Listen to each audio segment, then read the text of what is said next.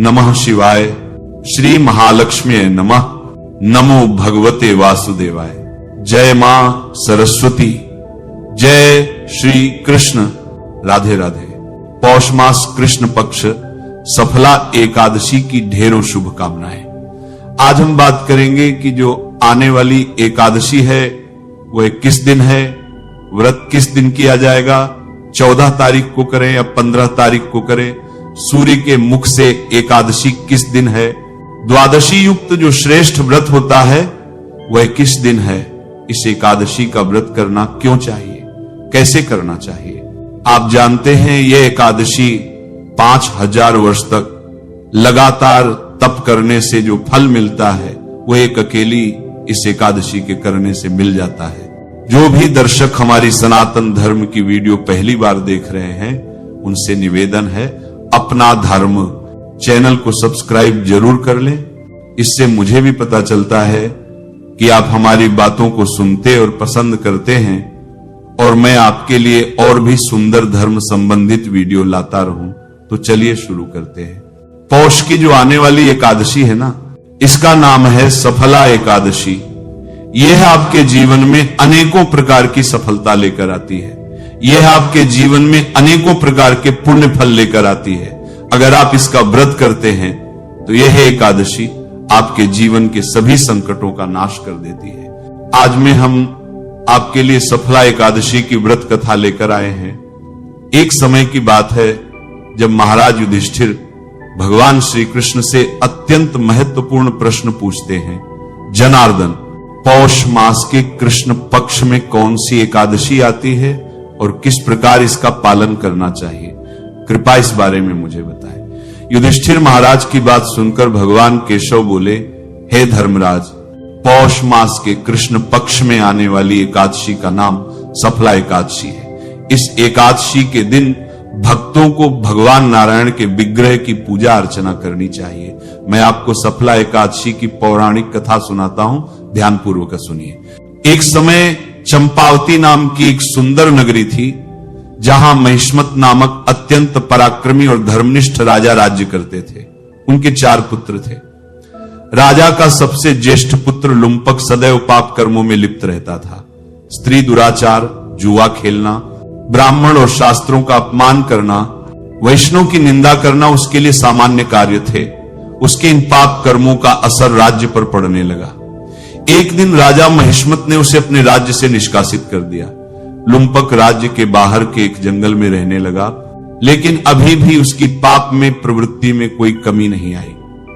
वह दिन में जंगल के प्राणियों का शिकार करता और उनके मांस का भक्षण करता था और रात्रि के समय नगर में जाकर लूटपाट करता था। अनेक बार लोगों ने उसे चोरी और लूटपाट करते पकड़ा भी था, लेकिन लुम्पक के पाप कर्मों का अंत नहीं हुआ। वह जंगल में एक अति प्राचीन विशाल भगवान श्री हरि के प्रिय पीपल के पेड़ के नीचे रहता था। इस प्रकार काफी समय बीत गया। आखिरकार उसके जीवन के परिवर्तन का समय आ ही गया। एक दिन सहसा की ठंड के कारण वह सारी रात सो नहीं पाया। शीतलहरों से बचने के लिए उसके पास पर्याप्त वस्त्र नहीं थे। पौष कृष्ण पक्ष की दशमी के दिन वह सारी रात जागता रहा। ठंड की वजह से उसका शरीर शिथिल हो गया और वह मूर्छित हो गया। अगले दिन एकादशी के मध्याह्न के सूर्य की गर्मी पाकर उसकी मूर्छा दूर हुई। गिरता पड़ता वह भोजन की तलाश में निकला। पशुओं को मारने में असमर्थ था, अतः पेड़ के नीचे गिरे हुए फल उठाकर वह वापस उसी पीपल के वृक्ष के नीचे आ गया। उस समय तक सूर्यास्त हो चुका था। इस असहाय स्थिति में अपने पूर्व जन्म के कर्मों के कारण उसने भगवान नारायण को याद किया और कहने लगा, हे प्रभु, मेरी क्या स्थिति हो गई है। अब ये फल आप ही को अर्पण है, इन फलों से आप ही तृप्त हो जाइए। उस रात्रि भी ठंड के कारण वह सारी रात जागता रहा और भगवान का स्मरण करता रहा। इस प्रकार अन्न जाने में उसका एकादशी के व्रत का पालन हो गया। अन्न जाने में की गई इस तपस्या से भगवान प्रसन्न हो गए। अगले दिन सूर्य उदय होते ही एक सफेद तेजस्वी घोड़ा लुम्पक के पास आकर खड़ा हो गया। उसी क्षण एक आकाशवाणी हुई, हे वत्स, ये घोड़ा तुम्हारे लिए आया है। भगवान नारायण की असीम कृपा और सफल एकादशी का नियम पूर्वक पालन करने के कारण तुम्हारे समस्त पाप नष्ट हो गए। अब तुम इस घोड़े पर सवार होकर अपने पिता के पास अपने नगर में वापस चले जाओ, तुम्हारा राज्य तुम्हें वापस पाप नष्ट हो गए मिल जाएगा। ऐसी आकाशवाणी सुनकर वह गदगद हो गया। सफल एकादशी से अर्जित पुण्य फल के कारण उसका शरीर पुनः कांतिमान हो गया। उसी क्षण वह अपने राज्य को वापस आया और अपने पिता से क्षमा याचना करने लगा और उन्हें सारा वृतांत सुनाया। उसके पिता ने जब उसे समस्त सद्गुणों से युक्त देखा तो वह अत्यंत प्रसन्न हुए और लुम्पक को राज्य का कार्यभार संभाला कर वह वन को तपस्या के लिए चले गए। इस प्रकार लुम्पक ने अपने राजकुमार होने के सभी दायित्वों को निभाया। अपने पिता के पदचिन्हों का अनुसरण करते हुए वह अपने देह को त्यागने के बाद वैकुंठ लोक को प्राप्त हुआ। कथा समाप्त करते हुए भगवान श्री कृष्ण कहते हैं, हे राजन, जो व्यक्ति सफला एकादशी की इस कथा का श्रवण या पाठन करते हैं उन्हें राजसूय यज्ञ का पुण्य फल प्राप्त होता है, उनके समस्त कष्ट नष्ट हो जाते हैं और अंत में वैकुंठ को वे प्राप्त करते हैं। जय श्री हरि विष्णु। भगवान कृष्ण कहते हैं कि जो इस एकादशी का व्रत करता है उसके सभी पाप नष्ट हो जाते हैं और उसे सुख, संपत्ति, धन सब कुछ जीवन में प्राप्त होता है और अंत समय आने पर वह भगवान के धाम को प्राप्त करता है। यह महिमा है इस आने वाली एकादशी, सफला एकादशी की। कहते हैं कि इस एकादशी का व्रत 5000 वर्ष तक तप करने से जो फल मिलता है उतना फल यह एकादशी का व्रत दे देता है। तो इसीलिए इस एकादशी का व्रत आपको अवश्य ही करना चाहिए। यह भगवान विष्णु को प्रिय एकादशी है। भगवान कहते हैं कि मैं बड़े से बड़े दान से प्रसन्न नहीं होता जितना मैं एकादशी के व्रत से होता हूं। तो अब बात करते हैं कि इस एकादशी का व्रत आपने करना कैसे है, क्या नियम है, पूजा की विधि क्या रहेगी, फिर आपको बताएंगे कि ये एकादशी है कब और व्रत करना कब है। एकादशी के जो व्रत के नियम है ना, वह दशमी तिथि से ही आरंभ हो जाते हैं। व्रत के एक दिन पहले ही आपने कुछ वस्तुओं का त्याग करना होता है। उनमें प्रमुख रूप से है तामसिक वस्तुओं का त्याग। तामसिक वस्तुओं में आते हैं लहसुन, प्याज तो है ही, जो आप कॉफी पीते हैं, चाय पीते हैं, ये भी उसी में आती है। ये एक प्रकार का नशा ही तो है। तो लहसुन, प्याज आदि का त्याग एक दिन पूर्व ही आपने कर देना है। व्रत वाले लोग पूछते हैं चाय पी सकते हैं क्या? देखो, पीनी तो नहीं चाहिए। चाय क्या है? एक मादक पदार्थ है और हम जो एकादशी कर रहे हैं ये हम भगवान की भक्ति कर रहे हैं। इन सब चीजों से दूर रहने के लिए, व्यसनों से दूर रहना ही तो एकादशी व्रत है। व्यसनों से दूर रहना ही तो व्रत कहलाता है। और जब हम व्यसन में ही पड़ गए तो फिर काहे का व्रत जी। तो एक दिन पूर्व ही लहसुन, प्याज आदि का त्याग है। कुछ लोग जो मांस मदिरा का सेवन करते हैं लेकिन वह एकादशी का व्रत भी करते हैं, तो वह लोग भी एक दिन पहले ही इसको छोड़ देंगे। ऐसा नहीं कि आज खाए पिए और कल कर ले। एक दिन पूर्व ही दशमी तिथि से ही कांसे के पात्र का प्रयोग नहीं करना। कांसे की जो थाली आती है, लोटा आता है, जो भगवान की पूजा में भी कई बार प्रयोग करते हैं, भोग के लिए भी प्रयोग करते हैं, तो कांसे की वस्तु का प्रयोग नहीं होगा इन 3 दिनों में, दशमी, एकादशी, द्वादशी। शहद का प्रयोग भी वर्जित कहा गया है। एकादशी के अनुष्ठान में शहद प्रयोग नहीं होगा। दशमी, एकादशी और द्वादशी तीनों दिन हरी पत्तेदार सब्जियों में चने के साग की मनाही है, बैंगन और मूली की मनाही है। इनका सेवन आपको दशमी तिथि को ही बंद कर देना है। मसूर की दाल भी आपको दशमी तिथि को नहीं खानी है, छोड़ देनी है। इस प्रकार से इन वस्तुओं का त्याग, दशमी तिथि को एक वक्त का भोजन दशमी तिथि को करने को कहा गया है शास्त्रों में। अगर आप इस नियम का पालन कर पाते हैं तो अवश्य कीजिए, और जो इस नियम का पालन नहीं कर पा रहे हैं वो रात्रि को भी अगर खा रहे हैं तो ध्यान दीजिएगा कि तामसिक पदार्थों का सेवन बिल्कुल ना करें। रात को सोने से पहले दंत धावन अच्छे से करके सोएं, अच्छे से कुल्ला आदि करके सोएं, जिससे कि मुंह में अन्न का कोई दाना आदि ना रहे। पर एकादशी वाले दिन सूर्योदय से पहले उठ जाए। उठने के बाद स्नान आदि करके स्वच्छ वस्त्र धारण करके और पूजन करें। एक बड़ी जानकारी दे दूं, कि खरमास तो 16 से आरंभ होगा, 16 की सुबह से, परंतु जो मांगलिक कार्य है ना वो 13 से ही बंद हो जाएंगे, क्योंकि 13 की रात्रि को ही शुक्र अस्त हो जाएगा। और जब शुक्र अस्त हो जाता है तो आपने भी सुना होगा, आप में से जो दर्शक हमारे साथ में सुन रहे हैं, जो हम पढ़ते हैं प्रतिदिन, तो मार्गशीर्ष में भगवान नारायण के द्वारा कहा गया था, भगवान विष्णु ने स्वयं कहा है कि जब गुरु और शुक्र इनमें से कोई भी अस्त हो, उस समय पर कोई भी मांगलिक कार्य नहीं करना चाहिए, वह शुभ फल नहीं देता है।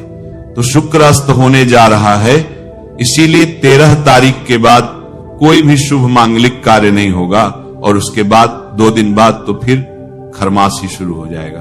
तो पौष का महीना है, खरमास है, उसमें तो वैसे ही कार्य नहीं होते। तो एकादशी वाले दिन स्नान आदि से निवृत्त होकर स्वच्छ वस्त्र धारण कीजिए, और अब आप एकादशी का पूजन करेंगे, व्रत पूजन संकल्प करते हुए करेंगे।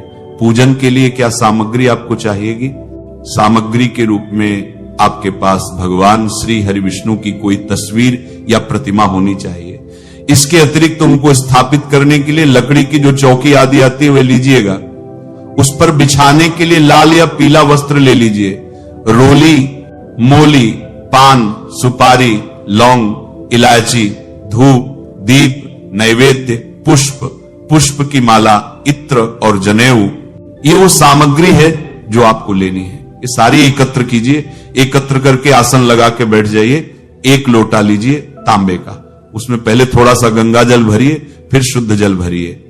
ये जो भी सामग्री आपने रखी है, जो स्थान है जहां बैठकर आपने पूजन करना है, भगवान का जहां चौकी लगानी है, उस स्थान पर और सामग्री पर फूल के द्वारा जल के छींटे दीजिए। लोटे में जो जल भरा है ना, उससे जल के छींटे दीजिएगा, छार कहकर प्रकार से जल के छींटे देकर आपने स्थान को शुद्ध किया, पवित्र किया। अब आप चौकी को बिछाइए। चौकी पर लाल रंग का जो वस्त्र है, पीले रंग का वस्त्र है, उसको बिछाइए। उस पर भगवान की तस्वीर या प्रतिमा जो भी आपके पास है उसको स्थापित कीजिए। उनके सामने दीपक रखिए। घी का दिया है तो सीधे हाथ की ओर रखिएगा, तेल का दिया है तो उल्टे हाथ की ओर रखिएगा, और अगर धूप है तो विपरीत दिशा में धूप भी रखिएगा। इस प्रकार भगवान की स्थापना करके सामने धूप दीप रखिए। अपना हाथ धो लीजिए। लोटे में जो जल है, चम्मच से अपने सीधे हाथ पर जल लीजिए, हाथ धो लीजिए। अब आप 3 बार आचमन करेंगे। तो एक छोटा कोई पात्र ले लीजिए, उसमें थोड़ा सा जल और भर लीजिए। तो 1-1 चम्मच जल अपने सीधे हाथ पर लीजिएगा और उसको पी जाइएगा। आचमन में 6 मासा जल जो है वह आलव है। जो लोग निर्जला एकादशी करते हैं ना, वह भी 6 मासा जल से जल आचमन कर सकते हैं। यह शास्त्रीय विधान है, भगवान ने स्वयं कहा है, उससे व्रत खंडित नहीं होता है। तो 6 मासा का अभिप्राय है कि 2 बूंद जल अपने हाथ पर लेना है, आचमन करना है, फिर 2 बूंद जल लेना है, फिर आचमन करना है। इतना जल आप पी सकते हैं। एक मंत्र पर सीधे हाथ पर जल लेना है और पी जाना है। जल लीजिए। केशवाय नमः पी जाइए, जल लीजिए। माधवाय नमः पी जाइए। नारायणाय नमः जल लीजिए, पी जाइए। ऋषिकेशाय नमः हाथ धो लीजिए। हाथ धोकर अपने को तिलक कीजिए, मौली बांधिए, और परिवार के लोग यदि बैठकर पूजन कर रहे हैं तो उन्हें भी तिलक कीजिए और मौली बांधिए। अब भगवान का पूजन करने के लिए जो धूप और दीप है उसको जला लीजिए। धूप दीप जला के सबसे पहले संकल्प करेंगे। संकल्प करने के लिए सीधे हाथ पर जल लीजिए। 1 का सिक्का दक्षिणा के रूप में कम से कम रखिए। यदि जो भी रखना चाहे वह रख सकते हैं। 3 बार बोलिए श्री विष्णु, श्री विष्णु, श्री विष्णु। अपना नाम, अपना गोत्र, जिस स्थान पर बैठकर संकल्प कर रहे हैं वहां का मकान नंबर, क्षेत्र का नाम, शहर का नाम। एकादशी पुण्य तिथि में आयु, आरोग्यता, प्रजा, धन, संपत्ति प्राप्ति अर्थात शुभ संपत्ति प्राप्ति, भगवान श्री हरि विष्णु प्रसन्नार्थ एकादशी श्री विष्णु व्रत संकल्प। और यह संकल्प भगवान के चरणों में अर्पित कर दीजिए। संकल्प करने के बाद अब आप भगवान का पूजन करेंगे। पूजन करने के लिए भगवान को पाद्य, अर्घ्य, आचमनीय, मधुपर्क आदि अर्पित करेंगे तो एक एक चम्मच जल उनके सामने एक पात्र रख दीजिए, उसमें छोड़िएगा। श्री नारायणाय नमः। एकादशी व्रत श्री हरि विष्णु को पाद्य 1 चम्मच जल अर्पित कीजिए, अर्घ्य के रूप में 1 चम्मच जल अर्पित कीजिए, आचमनीय के रूप में 1 चम्मच जल अर्पित कीजिए, मधुपर्क के रूप में 1 चम्मच जल अर्पित कीजिए। अर्पित करके अब भगवान को स्नान कराएंगे तो फूल से भगवान को जल के छींटे दीजिए, और जिनके पास प्रतिमा है ना, वह शंख से भगवान को स्नान कराइए।